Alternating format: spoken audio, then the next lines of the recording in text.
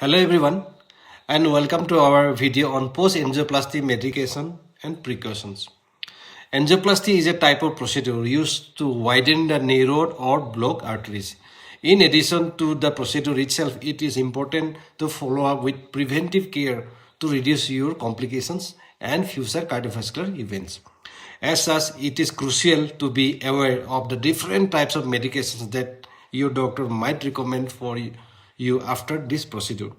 In this video, we will provide an overview of most common medications taken after angioplasty and precautions to consider when to take them.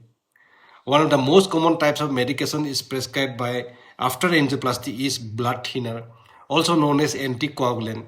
These type of medications help to reduce the risk of blood clots and can form in arteries following the procedures. Example, these medications include aspirin, warfarin, and clopidogrel. When taking anticoagulant, it is important to be aware of potential drug interaction. For example, medications or supplement can increase the risk of bleeding when taking anticoagulant. It is also important to avoid activities that have high risk of injury or trauma, such as contact sports while taking this anticoagulant.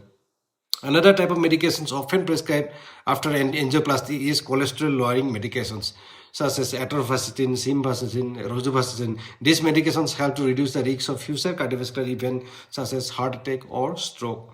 It is important to take these medications as instructed by your doctors and to avoid activities that may increase your cholesterol levels such as eating unhealthy foods, high saturated fats, or cholesterols.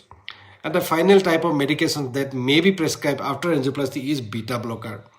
These medications help lower blood pressure, reduce risks of your complications following this procedure. As with other medication, it is important to take the beta blocker according to doctor's instructions and to avoid activities that may raise your blood pressure such as heavy alcohol consumption or smoking. In conclusion, it is important to understand the precautions associated with each type of medication taken after angioplasty in order to reduce your risk of complications and future cardiovascular event.